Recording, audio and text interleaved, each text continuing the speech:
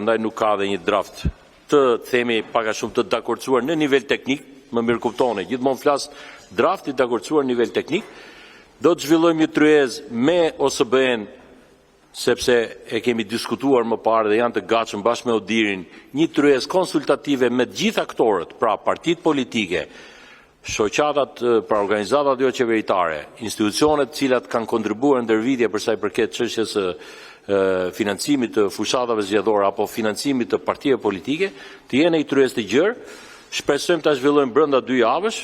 data do t'ju njoftohet dhe në këtë tryezë do të diskutohen të gjitha pikpamjet, sugjerimet dhe pas kësaj tryeze ne jemi në gjendje që të arrijmë në një konkluzion me një draft të dakordsuar për të vazhduar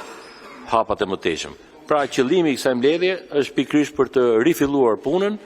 për të shkuar te detyrat që sipas kalendarit i kishim parsorë dhe njëkohësisht i japim autorizim ekspertët dhe ndërkohë kemi dhe sy të gjithë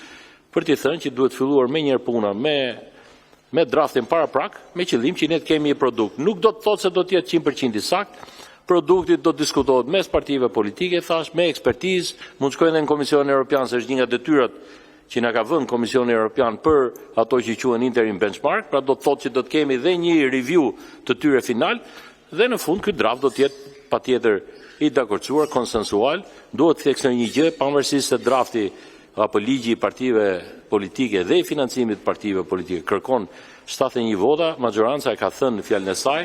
që ne këtë ligj, gjersa e futëm në objektin e punës Komisionit Reformës Zgjedhore, duam ta trajtojmë në mënyrë konsensuale. Nuk është ky ligj që krijon avantazhe njëres apo tjetrës parë, përkundrazi, do të stabilizojë rendin juridik për sa i përket financimit partive, do vë rregulla për transparencën, për llogaridhënien, për mbledhjen e fondeve, si përdoren këto fonde, etj, se janë gjëra që do t'i zgjidhi ligji në fjalë.